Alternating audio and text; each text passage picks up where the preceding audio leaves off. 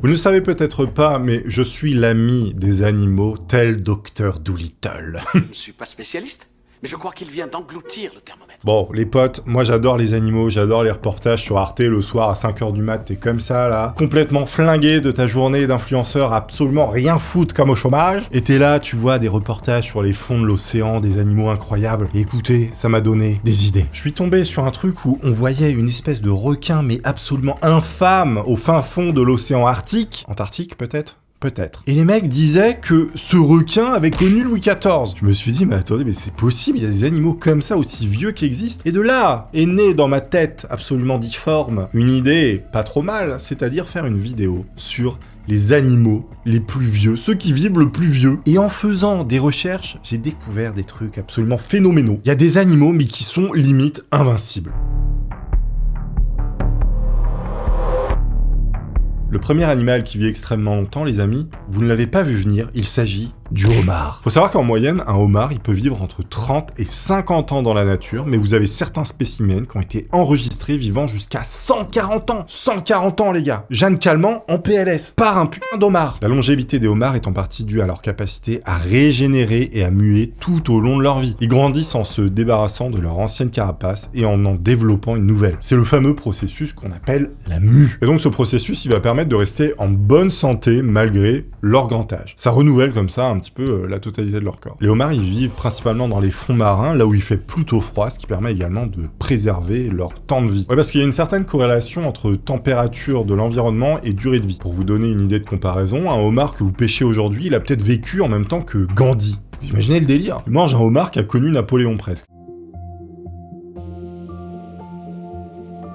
Le crocodile du Nil est l'un des plus grands crocodiles au monde qui peut mesurer jusqu'à 6 mètres de long et peser plus d'1 tonne. Son corps il est recouvert évidemment d'une peau écailleuse robuste et il possède de puissantes mâchoires garnies de dents acérées adaptées pour la chasse. Et en termes de longévité, le crocodile du Nil il est connu pour vivre extrêmement longtemps. En moyenne, il peut atteindre 70 à 100 ans dans la nature et on a trouvé des spécimens qui peuvent vivre encore plus longtemps en captivité. Dans des réserves, on a eu des reptiles qui ont vécu parfois plus de 100 ans. C'est incroyable. Il est extrêmement bien adapté à son environnement aquatique et terrestre, capable de rester sous l'eau pendant de longues périodes grâce à sa capacité à retenir son souffle et à nager efficacement. On va aller comme ça crescendo dans la durée de vie des animaux et vous allez voir, vous n'êtes pas prêts parce qu'il y en a, je vous dis, ils ne meurent pas.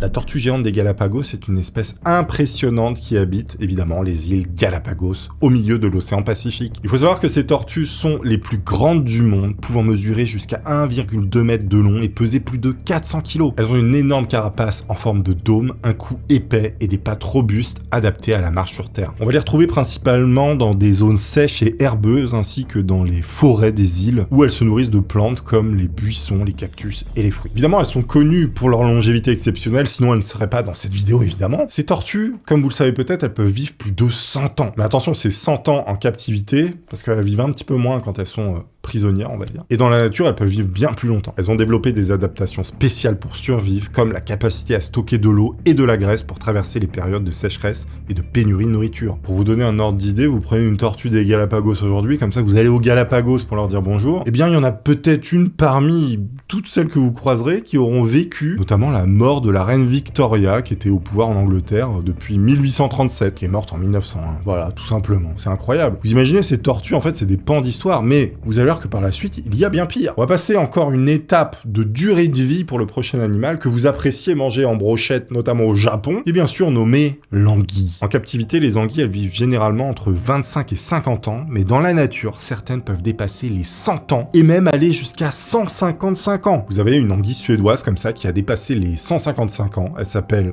Allée et elle vivait dans un puits où elle avait été mise en 1859. Je comprends pas comment elle a fait pour survivre dans un puits, mais c'est complètement incroyable. Les anguilles, elles vivent dans divers environnements comme les rivières, les lacs, les océans, mais aussi visiblement les puits. Elles sont connues pour leur incroyable voyage entre l'eau douce et l'eau salée, ce qui est plutôt rare chez les animaux. Par exemple, les anguilles d'Europe, elles naissent dans la mer des Sargasses, dans l'Atlantique, et voyagent jusqu'aux rivières et lacs d'Europe, où elles passent une grande partie de leur vie avant de retourner à la mer des Sargasses pour se reproduire. La longévité des anguilles, elle est due à plusieurs facteurs, notamment leur métabolisme qui est extrêmement lent, surtout lorsqu'elles sont dans des eaux froides, ce qui va ralentir le vieillissement, ce que je vous disais tout à l'heure. Il y a une corrélation corrélation entre vivre dans un environnement froid et vivre longtemps, notamment pour les animaux marins. De plus, elles ont une capacité à s'adapter à différents environnements et à survivre avec peu de nourriture pendant de longues périodes. Ah bah regardez, j'ai trouvé un truc qui s'est passé en 1850 qui va parfaitement. En 1850, vous avez la première loi de protection des animaux domestiques qui va être mise en place. Personne n'a d'anguille domestique, hein, je sais pas pour vous, mais voilà. À noter que cette anguille, elle a vécu au même moment que Louis-Napoléon Bonaparte, hein, voilà,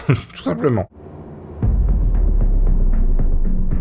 Il y a des chercheurs évidemment qui se sont intéressés à la baleine boréale, animal extrêmement beau, incroyable. Ils ont dévoilé pourquoi cet animal peut vivre aussi longtemps, jusqu'à 200 ans, voire même plus. La baleine boréale, elle est aussi appelée la baleine du Groenland, ou Balaena mysticetus. Elle est reconnaissable par sa peau noire, son menton blanc et l'absence de nageoire dorsale. Mais ce qui la rend évidemment exceptionnelle, c'est que c'est le mammifère qui vit le plus longtemps. Vous avez des scientifiques de l'université de Liverpool qui ont étudié comment cette baleine évite les maladies liées à l'âge, comme le cancer. Et malgré sa grande taille, environ 20 mètres de long et pesant jusqu'à 100 tonnes, et ses nombreuses cellules, eh bien elle a développé des moyens pour se protéger contre ces maladies. L'étude publiée le 6 janvier 2015 dans la revue Cell Reports a utilisé le génome de la baleine boréale pour trouver des différences avec d'autres mammifères qui vivent moins longtemps, comme par exemple les vaches, les humains ou les souris, sauf Jeanne Calment évidemment. Eh bien ils ont retrouvé 151 micro-ARN uniques à la baleine boréale qui peuvent éteindre certains gènes. En gros, vous avez des ARN messagers comme ça qui vont désactiver de l'ADN. Et ça permet comme ça de pas développer de maladie. Le docteur Rao de l'université de Liverpool, il a expliqué qu'il a découvert des variations dans un gène appelé UCP1. Ces variations, elles pourraient expliquer pourquoi la baleine boréale, elle est si grande. Et ils ont aussi trouvé des mutations spécifiques sur un gène lié au cancer et au vieillissement cellulaire, le ERCC1, ainsi que des duplications du gène PCNA qui aident à réparer l'ADN. Je vais me faire prescrire une injection de jus de baleine boréale, les amis. En lisant le génome de la baleine boréale, les chercheurs ont vu des changements importants pour la division cellulaire, la réparation de l'ADN et la résistance aux maladies et au vieillissement. Voilà, c'est une véritable usine à vivre indéfiniment. Elle se répare toute seule, elle fait des trucs de fou. Peut-être parce qu'elle n'a pas accès au Coca-Cola et au McDonald's, je ne sais pas. Mais en tout cas, pour vous donner encore une fois un ordre d'idée, la baleine boréale, que vous pourrez croiser par exemple dans la rue ou en plein océan aujourd'hui, eh bien, elle aurait vécu en même temps que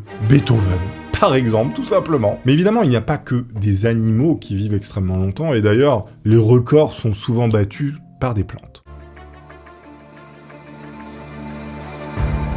Situé au Bahreïn, dans le désert du golfe Persique, vous avez un arbre légendaire qui s'appelle le Sajara al-Hayat, qui est aussi connu sous le nom de l'arbre de vie. Il fait environ 10 mètres de haut et il pousse tout seul au milieu des étendues arides, loin de toute source d'eau. Évidemment, on a mesuré son âge parce qu'on a vu un arbre ici tout seul, on s'est dit mais c'est quoi ce truc? Qu'est-ce qu'il fout là? Il n'y a pas d'eau? Et les scientifiques ont découvert que cet arbre avait environ 400 ans. Certains pensent qu'il pourrait être le dernier vestige du Jardin d'Éden, une idée qui est soutenue par des explications religieuses. Et d'autres disent qu'il aurait été béni par un dieu sumérien, ses racines plongeant profondément dans le monde souterrain. Évidemment, il y a des croyances qui ont entouré cet arbre puisqu'il est tout seul au milieu de rien. Il y a des études qui ont révélé que cet arbre extraordinaire, bien que très ancien, a été planté vers 1583, bien après l'existence des vestiges de civilisation humaine autour de lui, datant de 1440 à 1640. Ces découvertes archéologiques vont suggérer que l'arbre a été initialement nourri par un puits ou une source, avant que le village voisin ne soit abandonné au XVIe ou XVIIe siècle. Aujourd'hui, les botanistes ils pensent que l'arbre de vie est un Prospis juliflora, qui est originaire d'Amérique, mais mystérieusement présent au Bayern, tout ça depuis des siècles. Alors je dis Bayern, c'est pas le Bayern de Munich, hein, pas du tout. Je sais pas si je prononce bien, c'est Bahreïn. Bahreïn. Cet arbre, il a été planté quand l'édit de Nantes a été enregistré par le Parlement de Toulouse. Ça vous renvoie tous au collège, hein, cette histoire d'édit de Nantes, hein, on s'en rappelle. Nantes, capitale de la Bretagne, bonjour. Mais revenons sur un animal totalement incroyable qui m'a fait faire cette vidéo, justement, que j'ai vue à 5h du matin sur Arte. Je me suis dit, il faut que je fasse ce sujet. Il s'agit du requin du Groenland. Il fait peur. Selon une étude parue dans le magazine Science, le requin du Groenland détient le record de longévité parmi les vertébrés. Les chercheurs indiquent que ce requin vit en moyenne 272 ans, mais certains peuvent atteindre 400 ans, voire jusqu'à 500 ans. 2 des plus grands spécimens étudiés étaient des femelles capturées accidentellement, mesurant respectivement 4,93 mètres et 5,02 mètres. Elles étaient âgées de 335 ans et de 392 ans. Encore une fois, ces requins ont connu Louis XIII Pour vous dire, il a fallu qu'il y ait un bateau de pêche qui le ramasse accidentellement pour le tuer. Les humains, le truc qui était là depuis 400 ans, il se fait pêcher comme une merde. Ce requin, il vit dans les eaux froides de l'Arctique et jusqu'au nord de l'Europe, et il grandit extrêmement lentement, seulement 1 cm par an. Il atteint sa maturité à 150 ans. C'est-à-dire que l'adolescence, elle se finit à 150 ans. C'est pour vous dire. Imagine les parents, ils ont un ado qui dure 150 ans à la maison. Cette croissance lente est l'une des raisons de sa longévité exceptionnelle. Il peut mesurer jusqu'à 7 mètres de long et peser 1 tonne d'œufs, vivant entre 200 et 400 mètres de profondeur. C'est le deuxième plus grand requin carnivore après le grand requin blanc. Les scientifiques n'ont jamais observé l'accouplement ou la mise à bas de requins du Groenland, mais ils pensent que les femelles sont ovovivipares. C'est-à-dire que les œufs éclosent dans le ventre et qu'elles donnent naissance à une dizaine de bébés d'environ 40 cm. Bien qu'il soit surnommé le requin le plus lent du monde, il est un prédateur efficace capable d'accélération rapide. Avec des dents acérées, il chasse des phoques, des morses et des petites baleines, mais aussi des calamars et se nourrit également de carcasses. Donc faut pas croire comme ça quand on le voit comme ça tout pourri, tout vieux au fond de l'eau avec des yeux blancs moisis. Tu nages à côté de ce truc, il te chope la gueule. Le requin du Groenland est rarement vu et aucune attaque contre des humains n'a été signalée, ce qui le place parmi les requins les moins dangereux du monde. Évidemment, il vit à des profondeurs incroyables, donc on le voit très rarement. L'Observatoire des requins de Saint-Laurent rapporte que lors de certaines plongées, vous avez des requins du Groenland qui ont montré des comportements semblables à la prédation envers les plongeurs, mais sans les attaquer. À noter que plus de 90% des requins du Groenland, ils ont un parasite sur eux. Ce parasite, il s'appelle le copépode Haematocoiota elongata. C'est un parasite d'environ 3 cm qui se fixe sur les yeux du requin et endommage sa cornée. Ce qui peut le rendre totalement aveugle et ce qui lui donne des yeux un peu bizarres comme ça. Et comme tous les requins, eh bien, le requin du Groenland, il filtre l'eau avec ses branchies. Pour maintenir un équilibre en eau et en sel, il a une forte concentration d'urée dans le sang, donc il a du pipi dans le sang, et compensé par des niveaux élevés d'oxyde de triméthylamine pour éviter la toxicité. Donc c'est une véritable usine chimique dans son sang pour vivre à des profondeurs comme ça. Cette substance, elle va donner à sa chair une odeur de viande avariée et peut provoquer des effets neurologiques similaires à ceux de l'ivresse si elle est consommée. Comparaison, si vous plongez et que vous croisez un requin vieux de 500 ans, eh bien il aurait vécu tout simplement au même moment que Léonard de Vinci ou Christophe Colomb. Vous imaginez un requin comme ça aurait vu, enfin il aurait pas vu, il vit à 400 mètres, mais il aurait vu, on va dire de loin, de très loin, avec ses yeux pourris, le mec qui peint la Joconde, quoi, Léonard. Animal moins reluisant, mais tout aussi vieux, je vais vous parler de palourde.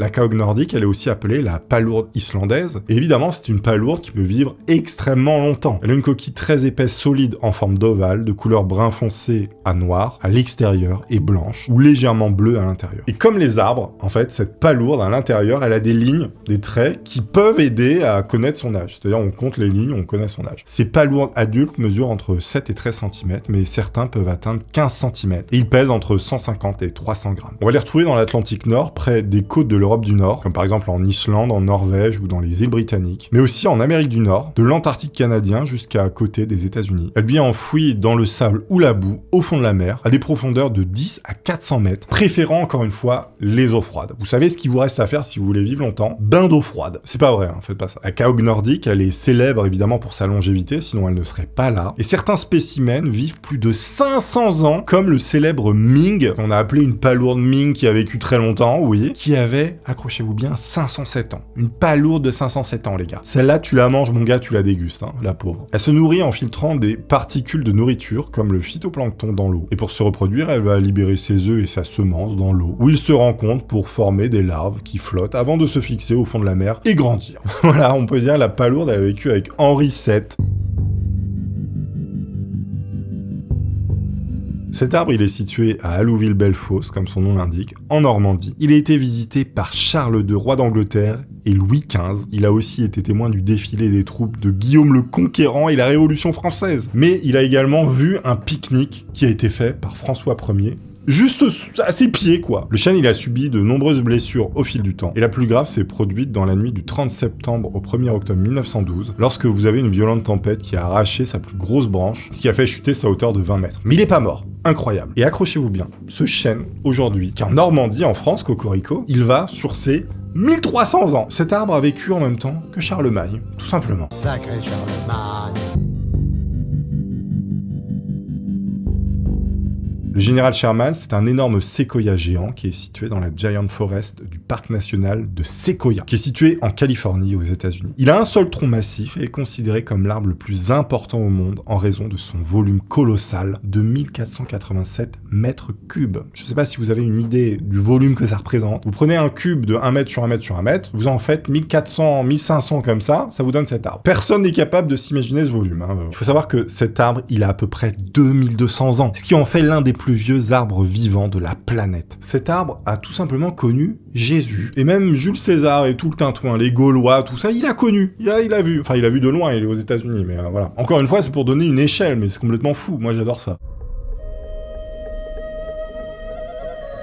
Voilà, on va passer encore une étape, on va quasiment doubler la durée de vie. Le pin Mathusalem a un tronc extrêmement dense et robuste, et il a été façonné par des siècles d'histoire. Résistant aux maladies et aux conditions météorologiques difficiles, connu sous le nom de Mathusalem, en référence évidemment à Mathusalem, qui est très vieux. Cet arbre, il se dresse fièrement dans la forêt des anciens pins Britzelsohn, qui est niché dans les montagnes arides de la Californie. Mathusalem dépasse de près de 1000 ans la plupart des autres arbres autour de lui, qui eux aussi vivent quand même extrêmement longtemps grâce à leur bois incroyablement résistant qui se forme lentement au fil du temps. Vous avez une souche comme ça dans cet endroit qui vit extrêmement longtemps, mais lui, vraiment, il dépasse tout le monde. C'est le boss. Autrefois, le record, il était détenu par un pin au Nevada qui était âgé de 4900 ans. Et pour protéger Mathusalem, son emplacement exact, il est gardé secret. C'est un peu un secret de polichinelle, il y a beaucoup de gens qui savent où il est, mais c'est pas médiatisé, on sait qu'il est proche d'un sentier qui porte le même nom que lui. Ordre d'idée de la temporalité, vous savez, les mecs qui ont mis les espèces de menhirs, la Karnak, on n'est pas aux hommes de Cro-Magnon, mais on n'est pas loin des mecs un peu en fourrure et tout ça. Eh bien, cet arbre, il les a vus passer. Encore une fois, on va passer une étape supérieure dans la durée de vie avec ce Jomon-Tsuji, qui est un énorme cèdre qui est situé sur l'île de Yakushima au Japon. Ce cèdre est incroyablement vieux, il est estimé à 7200 ans, ce qui en fait encore une fois l'un des arbres les plus anciens au monde. Pour vous donner un ordre d'idée aussi, cet arbre, il est tout simplement plus vieux que le Japon, dans le sens où l'arbre, il a poussé avant que le Japon existe. C'est un truc de fou. Existe en tant que nation, pas en tant qu'île, évidemment. Il est niché au milieu de la forêt subtropicale humide de Yokoshima. Le Jomon-Tsuji est remarquable par sa taille massive et son tronc robuste, témoignant des siècles de croissance lente dans un environnement naturel préservé. En raison de sa grande valeur historique et écologique, l'accès à cet arbre est strictement contrôlé pour assurer sa protection et sa survie. Quand un arbre est plus vieux que le pays dans lequel il est, ça vous donne déjà un ordre d'idée. C'était comment il y a 7000 ans au Japon? C'était des mecs en fourrure aussi qui faisaient des trucs bizarres, non? Je sais pas. Il y a des historiens dans la salle, dites-moi ce que vous en pensez. On va battre encore des records. À chaque fois, là, on bat des records, les gars. Là, ça va partir en puissance, vous n'êtes pas prêts. L'Old Chico, c'est un épicéa norvégien qui est situé sur le mont Fulufalgjelt, très dur à prononcer, qui est situé en Suède. Il est réputé pour être l'arbre clonal le plus vieux du monde. C'est-à-dire que c'est un arbre qui se clone comme ça partout pour survivre. Ce spécimen, il est estimé avoir plus de 9500 ans, ce qui en fait un exemple exceptionnel de longévité dans le règne végétal. Bien que l'arbre lui-même mesure environ seulement 5 mètres de haut, sa véritable longévité, elle réside dans son système racinaire clonal. Les épicéas norvégiens, ils ont la capacité de cloner leur système racinaire, ce qui permet ainsi à de nouveaux troncs de pousser même lorsque les parties aériennes meurent. Et c'est grâce à cette stratégie que le Old Chico a pu survivre à travers les millénaires malgré les changements climatiques et environnementaux. Alors qu'est-ce qui s'est passé il y a 9500 ans? Franchement de tête, je sais pas. Début de l'agriculture? Truc comme ça peut-être? Prémisse de l'agriculture dans le Proche-Orient. J'avais raison. Vous voyez, je me souviens de mes cours, je suis pas si teubé. Révolution néolithique, d'accord, l'agriculture apparaît dans diverses régions du globe. Vous imaginez, cet arbre, il a connu le début de l'agriculture. Maintenant, les gars, on fait des champs de 100 km de long, on balance des produits phytosanitaires, on intoxique tout le monde. Lui, il a vu déjà quand les mecs, ils commençaient à poser là 2-3 graines de blé sans gluten. Évidemment,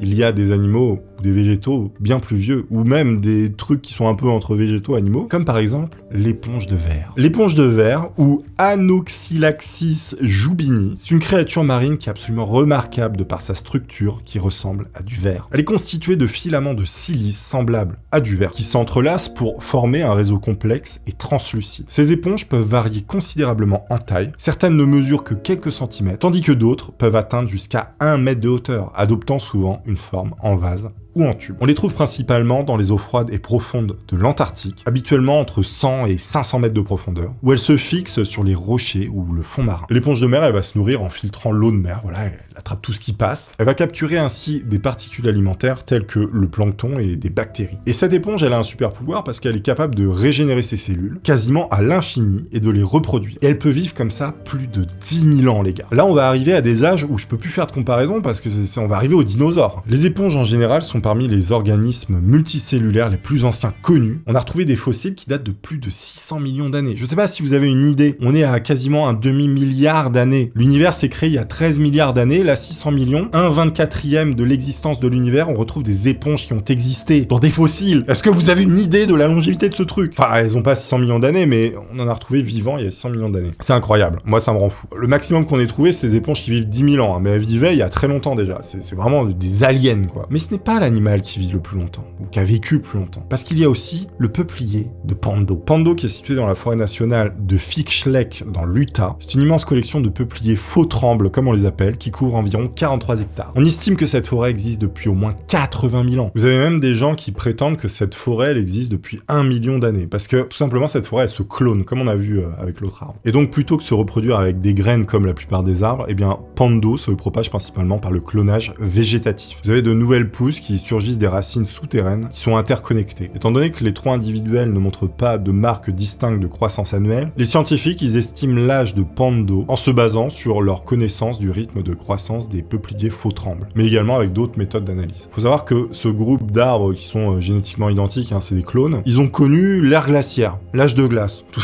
simplement, mais il existe encore plus ancien. Vous avez une colonie de plantes marines qui est appelée les Posidonies, qui vit près des côtes des îles de Formentera, aux Baléares, qui aurait entre 80 000 et 200 000 ans. Et là, vous vous dites, mais il peut pas y avoir plus vieux, c'est impossible. Et bah, figurez-vous qu'il existe un animal qui est tout simplement, on va dire, immortel. Enfin, c'est relativement immortel, hein, on va pas se mentir, mais en quelque sorte.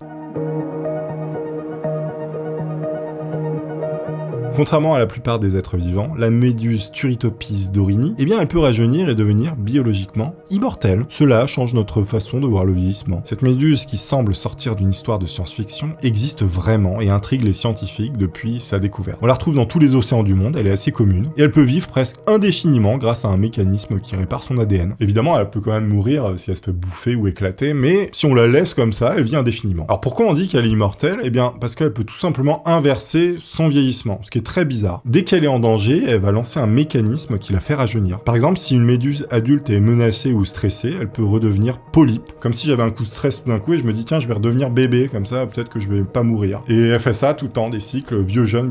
Ce polype va ensuite grandir pour devenir une nouvelle méduse adulte identique à l'ancienne. Pour les scientifiques, ce mécanisme il est hyper bizarre et ça remet en cause complètement le vieillissement qui peut finalement être inversé puisque cette méduse en est la preuve ultime. Cette transformation, comme je vous l'ai dit, elle arrive quand la méduse est très stressée ou menacée, par exemple avec le manque de nourriture ou le vieillissement tout simplement. Et elle peut répéter comme ça ce mécanisme indéfiniment, ce qui la rend, comme je vous l'ai dit, immortelle. Cette méduse est le premier animal connu capable de revenir jeune après avoir atteint l'âge adulte. Évidemment, cette capacité, elle intrigue les scientifiques, mais aussi les laboratoires pharmaceutiques pour faire un peu de thunes. D'ailleurs, c'est étonnant qu'il n'y ait pas une crème à base de cette méduse qui ne soit pas encore sortie. Je sais pas si on a le droit d'en faire, mais il y a un petit créneau là. Attendez, je vais sortir ma ligne de cosmétiques, moi. Faut savoir que normalement, une méduse, elle se reproduit comme ça. Vous avez le mâle qui va fertiliser les œufs de la femelle, ce qui va former un zygote. Ce zygote, il devient une larve qui va se fixer au fond de la mer et devient un polype. Le polype, il va se reproduire en libérant des petites méduses qui grandissent, se reproduisent et meurent. Ça, c'est le cycle d'une méduse classique pas immortelle. Avec la méduse Turritopis dorini, eh bien, c'est le même cycle, mais au lieu de mourir après la reproduction, elle peut inverser son cycle de vie et rajeunir. Son corps, il va se transformer en une petite sphère qui est appelée un cyste, qui se fixe au fond de la mer et devient de nouveau un polype, créant de nouvelles méduses. Ce processus répété encore et encore lui permet de rester jeune. Et les scientifiques ont trouvé que ces gènes aident à réparer l'ADN, renouveler les cellules souches et protéger les cellules contre les dommages. Ce qui pourrait expliquer pourquoi elle peut rester comme ça indéfiniment en vie. C'était le petit animal bonus qui est tout simplement immortel. Je vous remercie d'avoir suivi cette vidéo. J'espère que vous aurez apprécié. Je vous invite à aller voir celle-ci qui s'affichera. Merci à tous. Les petits pouces, ça aide beaucoup. Je vous dis à la prochaine. Comme d'hab, portez-vous bien. Au revoir. Et vivez longtemps, évidemment.